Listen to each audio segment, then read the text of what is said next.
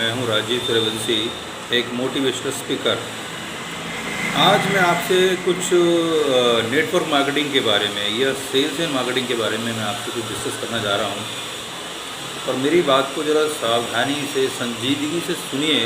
हो सकता है मेरे ये एक्सपीरियंस कहीं ना कहीं आप पे काम आ जाए। देखिए सर, दो तरह की सेल्स होती हैं। एक होती है चेपना, किसी रिश्तेदार को आपने कोई प्रोडक्ट चेप दिया, ठीक है। एक होता है बेचना।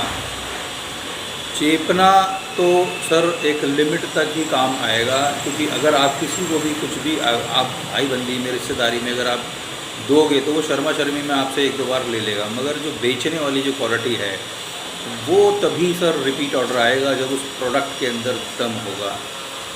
तो ये जो लोग कहते हैं ना कि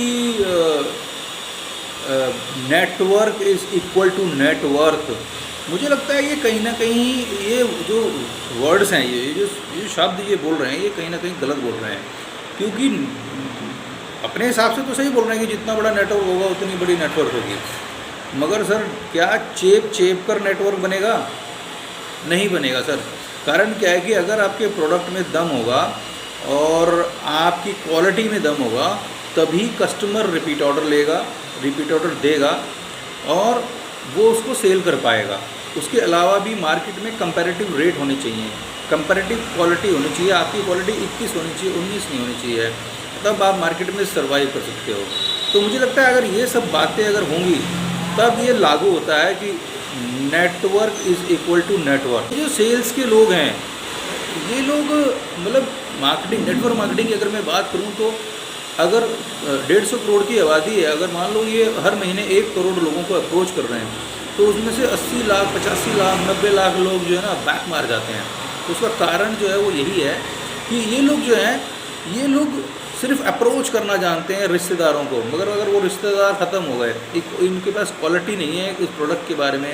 अगर प्रोडक्ट क्वालिटी वाइज अच्छा है तो उसके रेट इतने हाई हैं कि एक आम आदमी की पहुंच से बाहर है वो। इसी वजह से जो है, और दूसरी बात पता है क्या है कि जो अपलाइन और ये डाउनलाइन की जो ये बातें करते हैं, अपलाइन में क्या है कि इनको सब्जेक्ट नॉलेज नहीं है किसी भी चीज़ की, इनको सेल्स की नॉलेज नहीं है।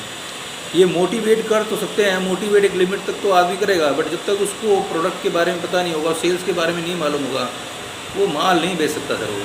तो मेरा ये मानना है कि नेटवर्क बड़ा करने के लिए आपको सेल्स के फंडे के लिए प्रैक्टिकल ट्रेनिंग देनी पड़ेगी, तभी आपकी नेटवर्थ आएगी।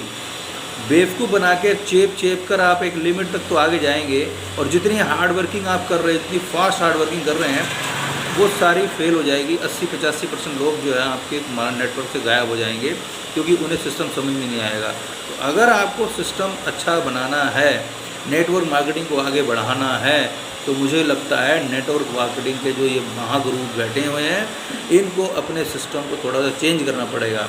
और फिर भी अगर आप सीखना चाहते हैं कि भैया नेटवर्क मार्केटिंग में कामयाब कैसे हुआ जाए, सेल्स एंड मार्केटिंग में कामयाब कैसे हुआ जाए, तो मैं हूँ राजेश सूर्यवंशी।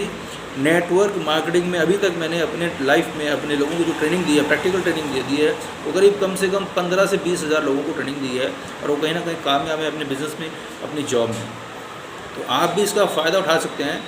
और मैं आपको नेक्स्ट वीडियो में आपको कुछ पॉइंट्स बताऊंगा कि सेल्स को कैसे बढ़ाया जा सके, सेल्स में कैसे आप कामयाब हो सकते हैं, अपनी नेटवर्क को कैसे बढ़ा सकते हैं, नेटवर्थ को कैसे बढ़ा सकते हैं। तो मिलते हैं सर नेक्स्ट वीडियो में। धन्यवाद।